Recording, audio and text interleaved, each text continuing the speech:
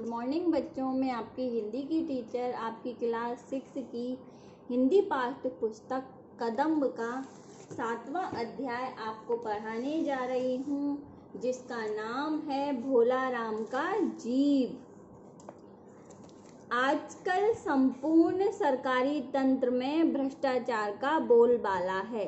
बिजली का बिल जमा करना हो या जन्म मृत्यु प्रमाण पत्र बनवाना हो, सरकारी ठेका लेना हो या कोई अन्य सरकारी कार्य करना हो, सब जगह कोई भी कार्य बिना रिश्वत अथवा सुविधा शुल्क दिए पूर्ण नहीं होता। प्रस्तुत व्यंग कथा में लेखक ने आकंठ भ्रष्टाचार में डूबे एक पेंशन दफ्तर के बाबुओं और अधिकारी द्वारा त्रस्त एक सेवानिवृत्त सरकारी कर्मचारी की व्यथा को दर्शाया है।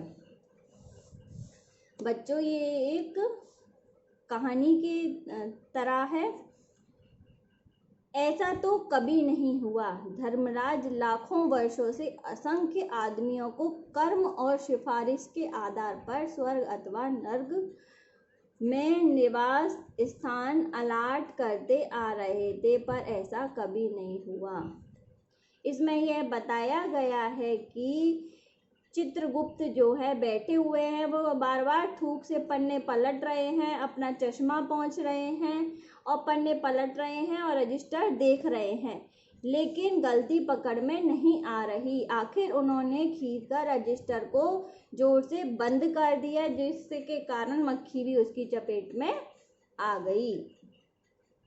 उसे निकालते हुए बोले, महाराज रिकॉर्ड तो सब ठीक है, बस एक भोला राम का जीव जो है वो 5 दिन पहले अपनी देह त्याग चुका है और यमदूत उसे जो है वो इस लोक के लिए लेकर रवाना हो गए हैं, परंतु वह अभी तक नहीं पहुंचे हैं।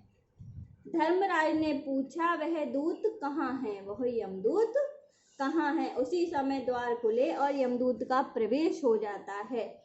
यमदूत जो है बहुत ज्यादा अत्यधिक परेशान होता है और विकृत दिखाई दे रहा है।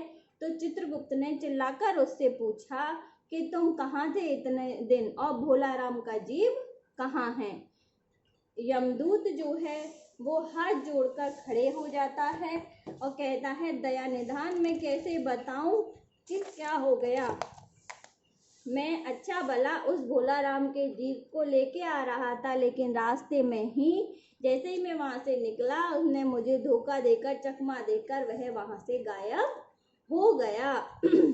और वो ऐसा गायब हो गया, मैंने पूरे ब्रह्मांड छान मारा, लेकिन वह जीव मुझे कहीं भी दिखाई नहीं दिया, मुझे कहीं भी नहीं मिला।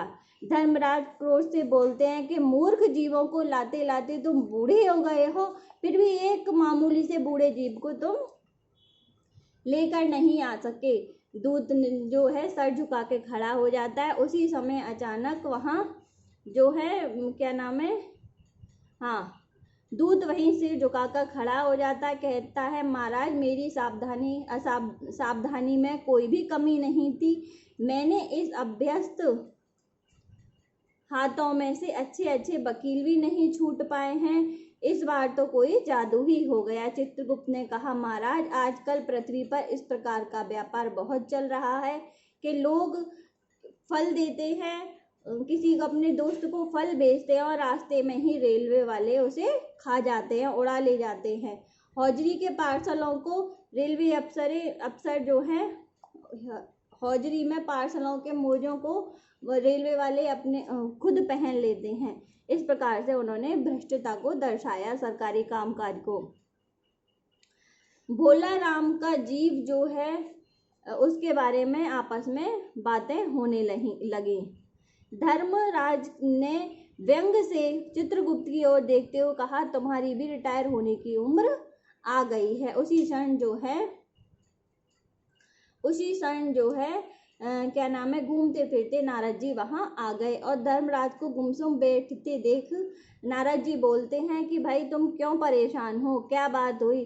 तो उन्होंने सारा वृतांत सुनाया, भोला राम के जीव के बारे में सारा बताया कि किस तरह से लेके आ रहे थे और भोला राम का जीव गायब हो गया। नारद बोले मामला बड़ा दिलचस्प है अजय, अच्छा मुझे उसका पता बताओ, मैं पृथ्वी पर जाता हूँ। चित्रगुप्त ने जो है रजिस्टर में देखा और उसका नाम पता वगैरह सब बताया और यह भी कहा कि वह 5 साल से रिटायर हो गया था, मकान का किराया नहीं दिया था, इसलिए उन्होंने क्या नाम मकान मालिक ने उसे घर से बाहर निकाल दिया था और अब भोला राम जो है संसार ही छोड़ के जा चुका है। मकान मालिक ने अब परिवार का पता नहीं क्या किया होगा, ये नहीं पता मुझे कि वो परिवार इस समय कहाँ रह रहा होगा। लेकिन फिर भी नारद जी जाते हैं, नीचे जाते हैं और वहीं मकान पे पहुंचते हैं तो माँ बेटी इसके सम्मिलित यानी जो दोनों जो हैं वो रो रही होती हैं माँ बेटी। तो वो उस भोला राम के मकान के पास पहुंच जाते हैं। नारद जी वहां जाकर नारायण नारायण बोलते हैं तो लड़की आती है और नारद जी से बोलती है यहाँ कुछ नहीं है देने के लिए, तुम आगे बढ़ जाओ। तो नारद जी कहते हैं कि मुझे भिक्षा नहीं चाहिए, मुझे भोला राम के बारे में कुछ पूछताछ करनी है, अपनी माता जी को बुलाइए। तो जो लड़की होती है वो अपनी माँ को बुलाती है और वो है उसकी पत्नी से नारद जी जो है सवाल जवाब करने लगते हैं कि तुम्हारे जो भोला राम को क्या बीमारी हुई थी, कैसे हुई थी, पेंशन वगैरह सबके बारे में वो सारी जानकारी करते हैं। फिर कहते हैं कि वो जो है बाती बातों में वो सब सारा वृतांत बताती है और पेंशन के बारे में बताती है कि 5 साल से जो है उन्हें पेंशन नहीं मिल रही है, वो सेवानिवृत्त थे और क्या नाम है दफ्तरों के चक्कर काटते काटते जो है वो मर गए। हमारे सब चीज़ें गहने बर्तन सभी बिक गए लेकिन उनकी पेंशन ही पास नहीं हुई। तो इस वृतांत को सारे को सुन के नारद जी कहते हैं कि मैं जाता हूँ और मैं उनकी पेंशन का कोई कार्य कराता हूँ। जब नारद जी दफ्तरों में जाते हैं, इस दफ्तरों में घूमते घूमते बाबुओं के पास में 20-25-30 जो है बाबुओं से वे मिलते हैं, वो कहते हैं उसके पास और वो दूसरा कहता है तीसरे के पास। इस प्रकार चक्कर लगाते लगाते वो आला अफसर यानी बड़े अफसर के पास पहुंच गए। तो बड़ा अफसर उन्हें देखकर कहता है कि बैरागी आप है ना इस दफ्तर में क्यों घूम रहे हो। तो वो कहते हैं नारद जी बोलते हैं कि मैं आपसे भोला राम के बारे में जानकारी करने के लिए आया हूँ कि उसकी जो है फाइल जो है वो आगे क्यों नहीं बढ़ी, उसकी फाइल पास क्यों नहीं हुई, उसे वेतन पेंशन क्यों नहीं मिल रही है। तो वो कहते हैं कि उन्होंने जो है सरकारी पैसे का मामला है, पेंशन को कई 20 दफ्तरों में जाता है, देर लग जाती है, हजारों बार एक ही बात की 1000 बार लिखना पड़ता है तब पक्की होती है। हाँ जल्दी हो सकती है मगर साहब रुके। नारद जी ने कहा मगर क्या? तो साहब ने कुटिल मुस्कान के साथ कहा मगर वजन चाहिए अर्थात पैसे चाहिए। उस सरकारी अफसर ने कहा इसके लिए पैसे चाहिए और उसका ध्यान जो है नारद जी की, उस अफसर का ध्यान नारद जी की सुंदर वीणा पे जाता है और वह कहते हैं कि भोले राम का कार्य करने के लिए मुझे ये वीणा दे दो जिससे कि मैं अपनी लड़की को गाना बजाना सिखा दूंगा, उसकी शादी जल्दी से अच्छे घर में हो जाएगी। नारद जी ने अपनी वीणा छीनते देखकर जरा घबराए नारद जी, पर फिर संभलकर उन्होंने वीणा मेज पर रख दी। अब जरा उनकी पेंशन का ऑर्डर निकाल दीजिए, यह नारद जी ने कहा। साहब ने प्रसन्नता से अपनी कुर्सी दी, वीणा के एक कोने में रखा और घंटी बजाई। चपरासी हाजिर हुआ और बोला, साहब ने हुक्म दिया बड़े बाबू से भोला राम की केस की फाइल ले आओ। थोड़ी देर बाद चपरासी जो है भोला राम की 100-150 दरख्वास्तों से भरी फाइल को ले आया। उसने पेंशन के कागज भी थे। साहब ने फाइल का नाम देखा और निश्चित करने के लिए पूछा, क्या नाम बताया? तो नारद जी ने कहा भोला राम। सहसा फाइल में से आवाज आई, कौन पुकार रहा है मुझे? पोस्टमैन है क्या? पेंशन का ऑर्डर आ गया, भोला राम के पेंशन का ऑर्डर आ गया, साहब डरकर कुर्सी से लुढ़क गए। अर्थात कहने का मतलब ये है, जो जीव यमदूत से भागा था वो उन फाइलों में बंद था, वो जीव उनमें आकर अटक गया, क्योंकि 5 साल से वो पेंशन का इंतजार कर रहा था और वो बेचारा वो जीव उसमें आकर अटक गया।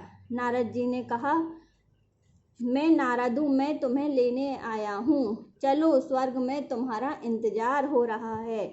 आवाज आई, मुझे नहीं जाना, मैं तो पेंशन के दरख्वास्तों में अटका हूँ, यही मेरा मन लगा है, मैं अपनी दरख्वास्तें छोड़कर नहीं जा सकता। बच्चों, इससे हमें यह शिक्षा मिलती है कि भ्रष्टता देश और समाज दोनों को हानि पहुंचाती है। बच्चों, इसके लेखक हैं हरिशंकर परसाई। ये उनका कुछ जीवन परिचय है, जिसको आप एक बार से देखना। इसमें आपके शब्द पोटली में कुछ शब्द दिए गए हैं, कठिन शब्द, जिनको आप एक बार देखना और याद करना। बच्चों, आपके ये अभ्यास प्रश्न दिए गए हैं, जो कि आपको साप्ताहिक गृह कार्य में दे दिए जाएंगे, बता दिए जाएंगे। धन्यवाद।